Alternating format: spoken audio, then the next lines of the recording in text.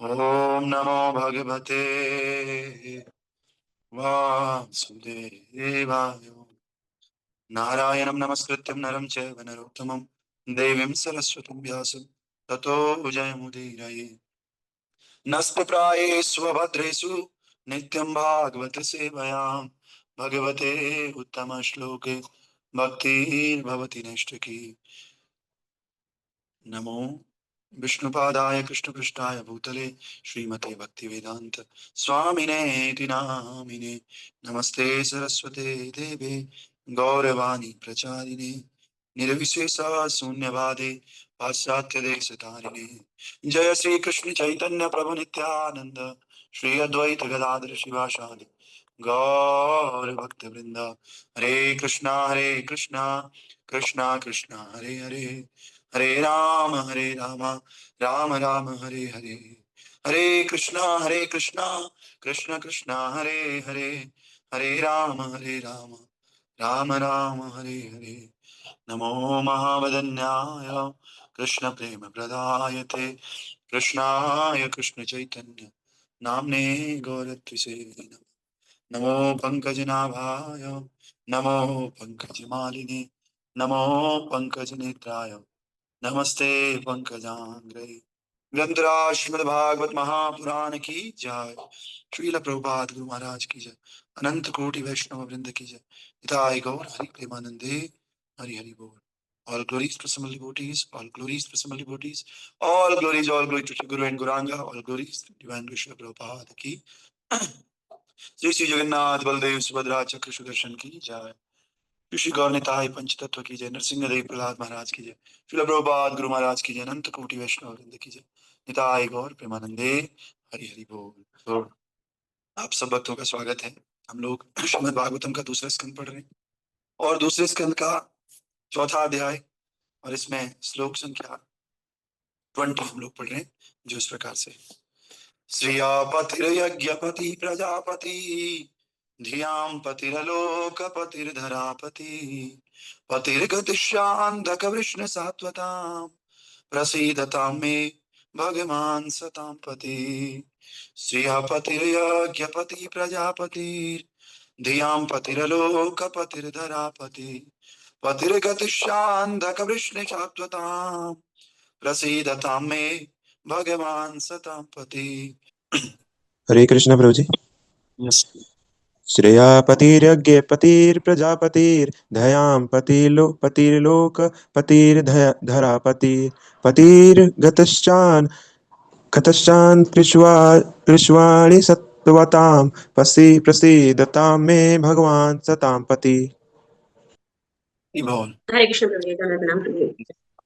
श्रीयापति यज्ञपति प्रजापति धैर्यापति लोकपति धरापति प्रतिगत्याश्चान्दकां विष्णु सतां सतां प्रसिद्धतां मे भगवान् सतापति।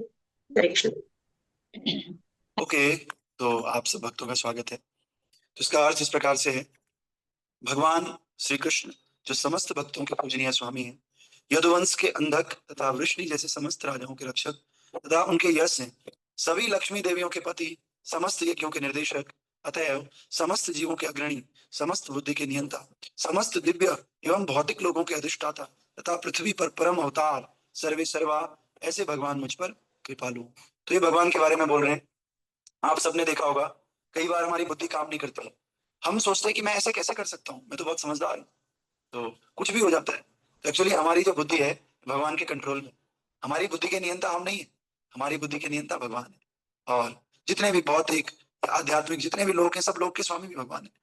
और जितने भी हम यज्ञ करते हैं, जितनी भी लक्ष्मियां हैं, हजारों लक्ष्मियां बैकुंठ में सेवा करती हैं, उन सब लक्ष्मियों के पति भगवान श्री कृष्ण है ना। और समस्त यज्ञों के निर्देशक है। जो भी आप यज्ञ करते हो, यज्ञ शिष्टासीनो संता मुच्यन्ते सर्व किल्बिषम्। तो समस्त यज्ञों के निर्देशक भगवान श्री कृष्ण ही है। और समस्त जीवों के अग्रणी, जितने भी जीव हों वो भगवान से आते हैं, इसलिए सब जीवों के अग्रणी भी भगवान श्री कृष्ण है। और दिव्य और भौतिक जितने भी लोग हैं, इन लोगों के अधिष्ठाता भी भगवान श्री कृष्ण है। और पृथ्वी पर परम अवतार के रूप में ऐसे भगवान प्रकट होते हैं, ऐसे भगवान मुझ पर कृपालु हो। हम लोगों को भी ऐसी प्रार्थना करनी चाहिए भगवान से कि भगवान आप समस्त लोगों के स्वामी हैं, आप मेरे शरीर के भी नियंता हैं, आप प्रकृति के भी नियंता हैं और आप मेरी बुद्धि के भी नियंता हैं, इसलिए आप मेरे पे प्रसन्न हो। तो इसका एक एक स्टेंजा आज पढ़ेंगे। तात्पर्य वाय अर्चनीय वंदनीय प्रातः स्मरणीय जगत कुशल प्रभुपाद जी द्वारा। श्रील प्रभुपाद की जय। क्योंकि शिला सुखदेव गोस्वामी प्रमुख गद्य लीव अर्थात अनुचित धारणाओं से मुक्त हैं, अतएव वे भगवान श्री कृष्ण के संबंध में अपनी अनुभूति को समस्त स्थितियों के सार के रूप में बताते हैं। प्रत्येक व्यक्ति लक्ष्मी जी की कृपा का आकांक्षी रहता है, हर कोई धन चाहता है, लक्ष्मी जी को चाहता है, लेकिन लोग ये नहीं जानते कि भगवान श्री कृष्ण समस्त लक्ष्मियों के प्रियतम पति हैं। सब लोग लक्ष्मी पूजा करना चाहते हैं, लेकिन उनके पति नहीं जानते कि उनके पति तो श्री कृष्ण है। अगर पति को प्रसन्न कर लोगे तो लक्ष्मी जी तो ऐसे ही आपके घर में आ जाएंगी और पति के साथ आना ज्यादा पसंद करेंगी, है ना। कई बार सोचो कोई बोले अपने पत्नी को जाओ तुम अकेली जाओ, तो थोड़ा सा डिफिकल्टी होगी। बोले कि चलो मैं छोड़ के आता हूँ तुम्हें, साथ में चलेंगे दोनों, पत्नी खुश हो जाएगी, ठीक है भाई चलो अब मैं पति के साथ जाऊंगी, कोई चिंता नहीं है। ऐसी लक्ष्मी जी भी भगवान के साथ आना ज्यादा पसंद करती है। इसीलिए हम लक्ष्मी के पीछे तो लगे रहते हैं, लेकिन कृष्ण के पीछे नहीं लगते, है ना। तो कभी भी हमें लक्ष्मी जी की पूजा अकेले नहीं करनी चाहिए, नारायण के साथ करनी चाहिए। लक्ष्मी नारायण, राधा कृष्ण, सीताराम, है ना। ब्रह्म संहिता में कहा गया है कि भगवान अपने दिव्य धाम गोलोक वृंदावन में सुरभि गायों को चराते हैं और वहां लाखों लक्ष्मियां उनकी सेवा करती हैं। लक्ष्मी सहस्र शतसंरभ सेव्यमानम गोविंद आदि पुरुषम तमहम भजामि। लक्ष्मी सहस्र, सहस्र मतलब होता है हजारों, हजारों लक्ष्मियां भगवान की सेवा करती है गोलोक धाम में, वैकुंठ धाम में। ऐसे भगवान श्री कृष्ण आदि गोविंद को मैं प्रणाम करता हूँ, ऐसा ब्रह्मा जी कह रहे हैं के बारे में। और ये सारी लक्ष्मियां उनकी अंतरंगा शक्ति के अंतर्गत हृदय हलादनी शक्ति की अभिव्यक्तियां हैं। और जब भगवान इस पृथ्वी पर प्रकट हुए तब उन्होंने इस हलादनी शक्ति के कार्यकलापों का आंशिक प्रदर्शन उन बद्ध जीवों को आकृष्ट करने के लिए रास लीला के रूप में किया, जो तुच्छ काम वासना की मिग तृष्णा के पीछे दौड़ते रहते हैं। तो भक्तों, ये सारी लक्ष्मियां कहां से आती हैं? भगवान की अलादनी शक्ति से। और भगवान की अलादनी शक्ति, अंतरंगा शक्ति कौन है? श्रीमती राधा रानी। तो जितने भी लक्ष्मियां हैं, देवियां हैं, ये श्रीमती राधा रानी का एक्सपेंशन है ना। तो इसलिए श्रील सुखदेव गोस्वामी जैसे भगवान के शुद्ध भक्त, जो भौतिक जगत के गरित विषयी जीवन से पूर्ण रूप से विरक्त थे, उन्होंने भगवान की अलादनी शक्ति के इस कार्य का विवेचन कभी भी काम वासना से संबंधित होकर नहीं बताया, अपितु उन संसारी लोगों को अचिंत्य दिव्य रस का आस्वादन कराने हेतु किया, जो विषयी जीवन के पीछे दौड़ते रहते हैं। लोग उदाहरण देते हैं, एक भक्त मुझे कह रहा हो, you are the devotee of Krishna, I like Krishna, मैं कृष्ण को लाइक करता हूँ। हाँ, कितनी गोपियां थी, कृष्ण तो बहुत फ्रैंक है।